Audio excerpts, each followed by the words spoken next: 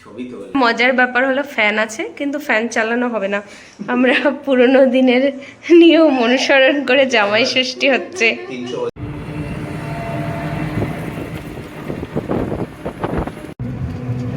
এটা হচ্ছে জঙ্গলের ভেতর দিয়ে রাস্তা, এই ইলেকট্রিক ফেন্সিং করা আছে যাতে হাতি না আসতে পারে। জঙ্গলের ভেতরে একটা গা ছমছমের ব্যাপার আছে কিন্তু। গুড ইভিনিং, আমি তীর্থঝিলিক টেলসের নতুন একটা ব্লগে সকলকে স্বাগত জানাই। আজ 31শে মে শনিবার, কাল জামাই ষষ্ঠী 1 জুন। তো আজকে আমি নর্থ বেঙ্গল যাচ্ছি আমার শ্বশুর বাড়িতে। ঝিলিক অলরেডি আগে থেকেই চলে গেছে। আজকে আমি ট্রেন ধরে যাব। আমার ট্রেন আছে সন্ধ্যে 7:40-এ শিয়ালদা থেকে 13147 উত্তরবঙ্গ এক্সপ্রেস। ওই ট্রেন ধরে আজকে আমি যাব, কালকে সকালে পৌঁছাবো ফালাকাটা। সেই ফালাকাটা থেকে আবার অনেকটা দূর যেতে হয় জলদাপাড়ার কাছে একটা ছোট্ট গ্রাম শালকুমারহাট। সব কিছু শেয়ার করব। চলো আজকের ব্লগটা শুরু করা যাক। ট্রেনে আপার বার্থে সিট পড়েছিল, খেয়ে দিয়ে বিছানা করে তাড়াতাড়ি শুয়ে পড়েছিলাম।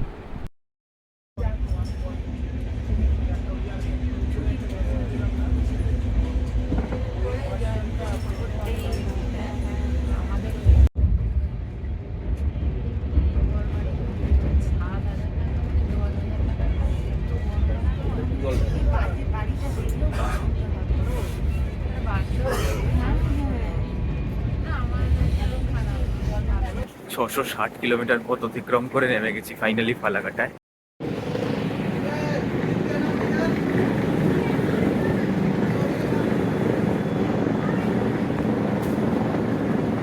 এখন উঠে গেছি একটা টোটোতে, ডাইরেক্ট যাবো শালকুমার।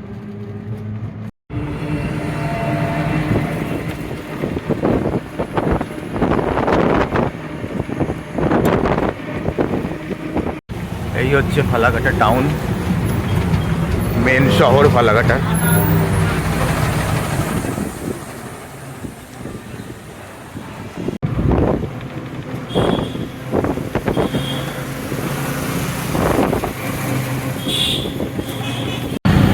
এই হচ্ছে ফালাকাটা বাস স্ট্যান্ড, এখান থেকে জলদাপাড়ার বাসও ছাড়ে।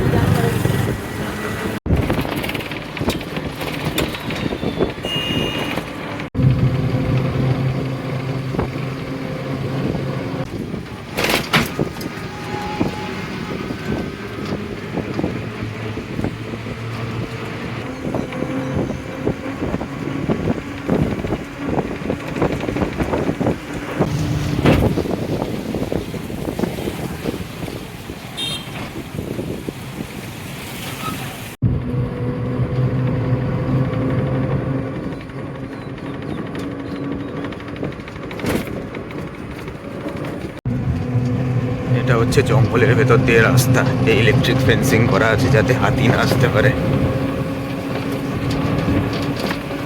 দুপাশে জঙ্গল।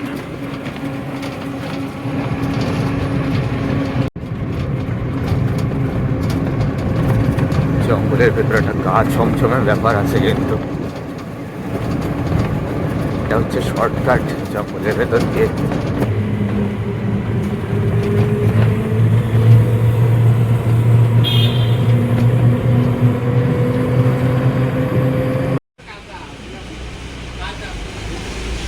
হ্যালো।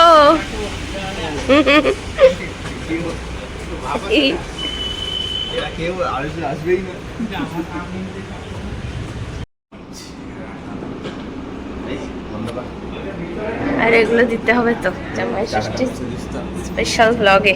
হ্যাঁ হ্যাঁ, ধর এটা। এটা কি? প্রচুর জিনিসপত্র আছে ওখানে না। সময় জন্য হাজির হয়েছিল। হ্যাঁ, এই যে মা রান্না বান্না শুরু করে দিয়েছে সকাল সকাল উঠে। এখানে পায়েস অলরেডি বসে গেছে, পায়েস হচ্ছে। আর কাবলি চানার হচ্ছে একটা মাখা মাখা তরকারি হবে লুচির সাথে খাওয়ার জন্য সকালে। আর তারপর তো দুপুরের মেনু আছেই। এখন মা এখানে মাছ ধুচ্ছে। এই যে বিশাল বড় বড় সাইজের ইলিশ মাছ। আজকে বাবা 4-5 বার বাজারে গেছে ইলিশ মাছের জন্য। এত ডিমান্ড আজকে ইলিশ মাছের, প্রচুর দামও বেড়ে গেছে। যে জামাই রেডি হয়ে বসে গেছে জামাই ষষ্ঠীর জন্য। আর হচ্ছে আমি হচ্ছে লুচির আটা, এখানে মানে ময়দা এখানে মেখে রাখলাম জাস্ট, এখন আমি স্নানে যাচ্ছি। এই যে মা এখানে সব কিছু অলমোস্ট রেডি করে ফেলেছে, এখানে আমরা বসবো। আর ফল কাটছে, ফল কাটতে বসেছে মা। এখানে সব কিছু এই জামাই ষষ্ঠীর জিনিসপত্র, ঘট টট, মা সকালবেলা ওই ভেজা গায়ে একটা নিয়ম করে, প্রত্যেকবার না করি এটা করো না, তাও সেই করবেই, ওই সব করেছে আর কি, করে ঘট টট সব রেডি করেছে। এখানে পায়েস, কাবলি চানার তরকারি আছে, আর ফুলকো লুচি, মিষ্টি, এখানে ফলমূল। তবে তীর্থকে আসতে বল, তীর্থ আসো, এসে বসে পড়ো। হ্যাঁ বসে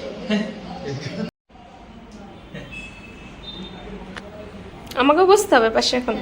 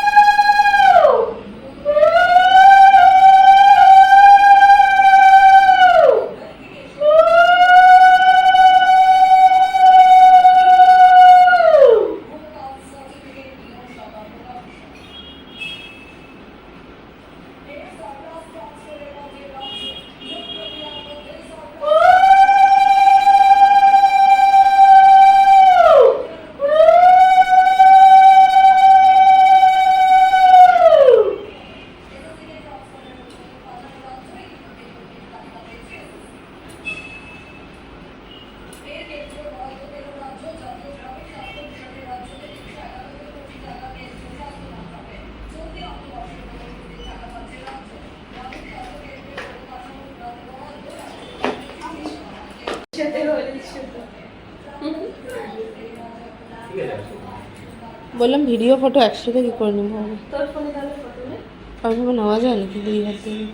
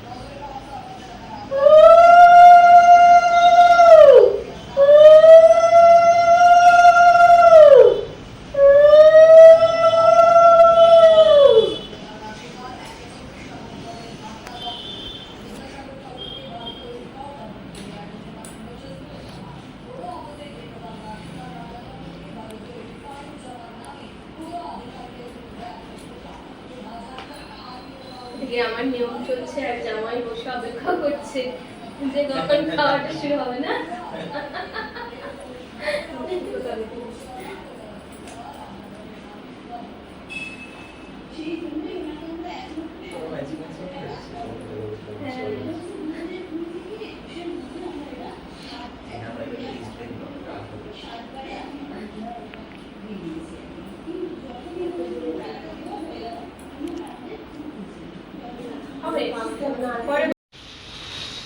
বাবা আসো, বাবা আসো। আমি তো ভিখারি দেশে আছি। কি হয়েছে?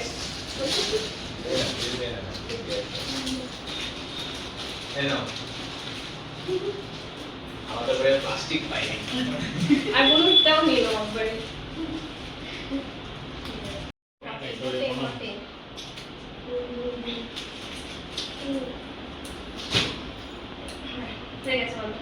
উঠে গেছে লুচি, চানা, মিষ্টি, পায়েস।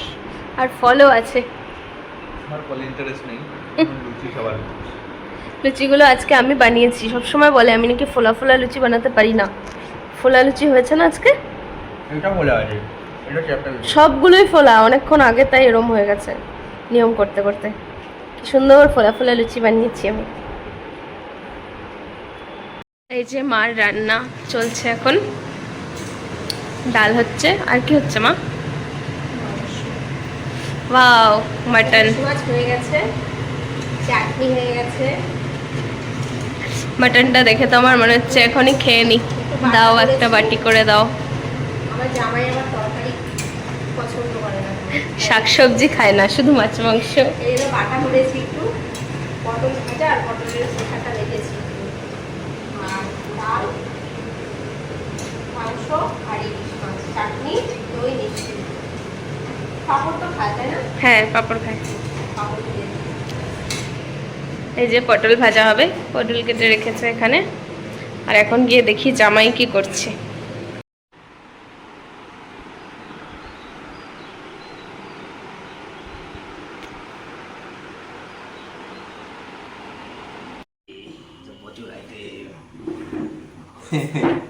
ছবি তোল একটা খাবারের, ভিডিও করছি, ভিডিও তো দেবো না। একটা ছবি তোল, বল কি আছে এরকম ভিডিও, সাইলেন্ট ভিডিও, ভিডিওতে এখানে আছে হচ্ছে ইলিশ মাছ, এখানে আছে মাটন, ডাল, চাটনি, দই মিষ্টি, পাঁপড় ভাজা, এখানে আছে একটা বাটা, ভাত, ভাজা, লঙ্কা। ঘি খাবে? ঘি দেবো? না না, আজকে এত কি কি খাবো। একটা মজার ব্যাপার হলো ফ্যান আছে, কিন্তু ফ্যান চালানো হবে না। আমরা পুরোনো দিনের নিয়ম অনুসরণ করে জামাই ষষ্ঠী হচ্ছে। 300 বছর পিছিয়ে গেছি এখন আমরা। ওদেরও দিতে একসাথে। হ্যাঁ দিচ্ছি। অল্প ভাত দিও। খাবার শুরু হয়ে গেছে এখন। এটা কাকে দিচ্ছ? আমাদের এখনো পেট ভর্তি লুচি টুচি খেয়ে, কিন্তু খেতে তো হবেই, না খেতে আর থাকা যাবে না দুপুরবেলা। এখানে এরা খাওয়ার জন্য অনেকক্ষণ ধরে অপেক্ষায় আছে। বাবা হাসতে হাসতে যাচ্ছে।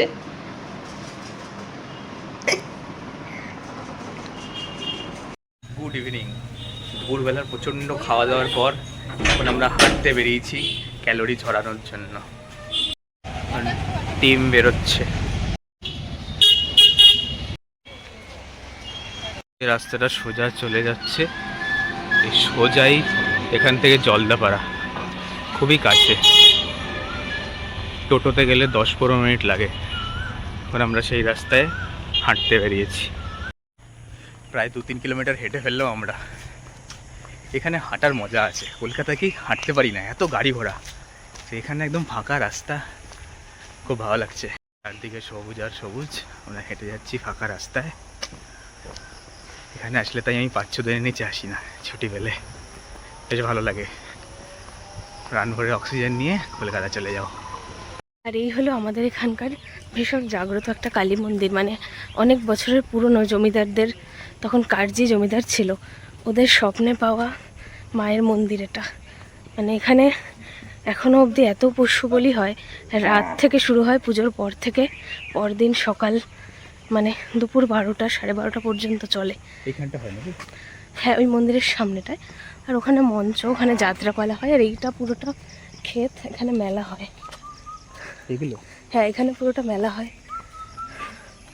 তখন কি এগুলো মানে সব তুলে দেয়? হ্যাঁ, তখন এই ক্ষেতগুলোতে ফসল থাকে না, এগুলো হয়ে যায়। এই যেখানে একটা পুকুর টাইপের আছে, বাঁধানো আছে চারিদিকে বসার জন্য। এখন বর্ষাকাল বলে একটু নোংরা লাগছে, মানে সব পানা টানায় ভরে গেছে, না হলে অন্য সময় বেশ ক্লিন লাগে। আর এই যে রাস্তাটা, এটা সোজা চলে যাচ্ছে জলদাপাড়া, জলদাপাড়া গেট। হেঁটে বাড়ির দিকে প্রায় চলে এসেছি। বাড়িতে চলে আসলাম। কেমন লাগলো আজকে 4 কিলোমিটার হেঁটে? ভালো লেগেছে। এখন তীর্থকে নিয়ে আসলাম মন্দিরে প্রণাম করার জন্য, পুজোর সময় আসেনি তাই।